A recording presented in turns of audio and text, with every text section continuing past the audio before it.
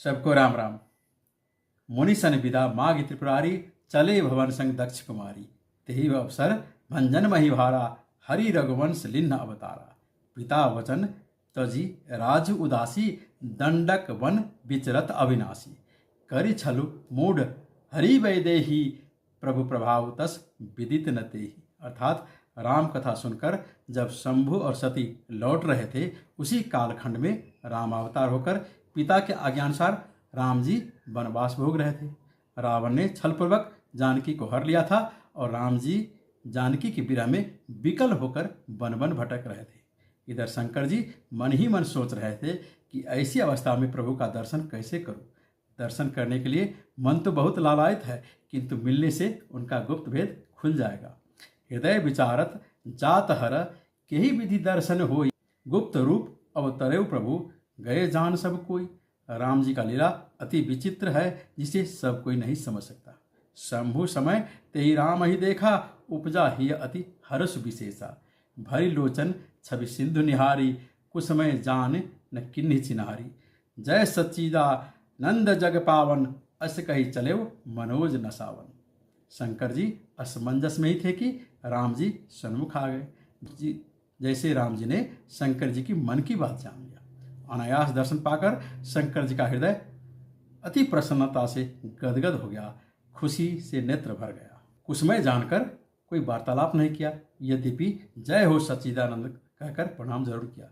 शंकर जी की प्रसन्नता सती से नहीं छुप सका, किंतु प्रसन्नता कारण न समझ पाई, इसलिए सती के मन में संदेह आ गया। शंकर जगत वंद्य जगदीशा, सुर नर मुनि सब नावत सीसा। तिन नृप सुत ही किन्न परनामा, कही सच्चिदानंद परधामा। अस संशय मन भयउ अपारा, होय न हृदय प्रबोध प्रचारा। अर्थात माता सती सोच रही है कि शंकर जी स्वयं संपूर्ण जगत के वंदनीय है, जगदीश है, जिसके समक्ष देवता मनुष्य तथा ऋषि मुनि शीश नवाते हैं। वो शंकर जी आज एक साधारण राजकुमार को प्रणाम कर रहे हैं। इतना ही नहीं, उस राजकुमार को सच्चिदानंद परम धाम कहकर भी पुकारा है। ब्रह्म जो व्यापक बिरज अज, अकल अनीह अभेद। सो की देह धरी हुई, नर जाहि न जानत वेद। अर्थात जो ब्रह्म सर्वव्यापक है, माया रहित, अजन्मा, अगोचर, इच्छा रहित और भेद रहित है, जिसे वेद भी नहीं जान सकता, वो ब्रह्म क्या नर रूप में देह धारण कर सकता है? भगवान का सगुण साकार स्वरूप किसी को भी भ्रमित कर सकता है। ये संसार रंगमंच है और भगवान लीला पुरुषोत्तम है। यहाँ राम जी का अभिनय इतना जीवंत है कि स्वयं लक्ष्मण जी भी घबरा गए। रामायण कहती है, बिरह बिकल नर इब रघुराई, खोजत विपिन फिरत दो भाई। राम जी जानकी जी के विरह में साधारण मनुष्य की तरह रो रहे हैं। पशु पक्षी से ही नहीं, वृक्ष नदी पहाड़ से भी पूछ रहे हैं, क्या तुमने मेरी जानकी को देखा? अभिनेता विनोद खन्ना के प्रश्न के उत्तर में ओशो ने कहा था कि अभिनय ऐसे करो जैसे जीवन जी रहे, और जीवन ऐसे जियो जैसे अभिनय कर रहे हो। राम जी का अभिनय इतना वास्तविक है कि सती को भ्रम होना ही था, क्योंकि अति विचित्र रघुपति चरित, जान ही परम सुजान। जे मति मंद विमोह बस, हृदय धर ही कछुआन। एक गांव में रामलीला आया था। कल रावण और हनुमान का आमना सामना होने वाला था, किंतु हनुमान का पात्र करने वाला कलाकार बीमार पड़ गया। रामलीला का निर्देशक को चिंता हुआ कि रामलीला कैसे होगा। सब ने सलाह दिया कि इसी गांव से किसी को हनुमान बना देते हैं।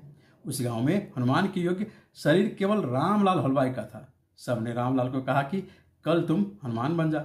रामलाल ने इनकार करके कहा कि मुझे अभिनय नहीं आता है। निर्देशक ने समझाया कि तुम्हें कुछ नहीं करना है। जब रावण पूछे कि तुम कौन हो, तो कहना मैं राम भक्त हनुमान हूँ। रामलाल मान गया। मंच पर हनुमान बना रामलाल ने देखा, रावण का व्यक्तित्व भयानक था।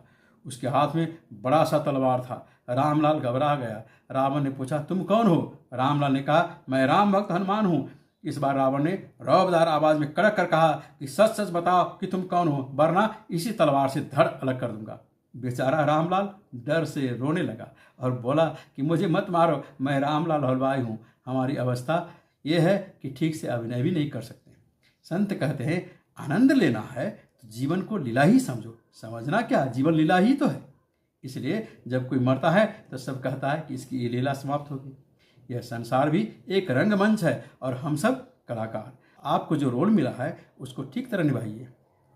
अस संशय मन भयहु अपारा, हो इन हृदय प्रबोध प्रचारा, यद्यपि प्रगट न कहो भवानी।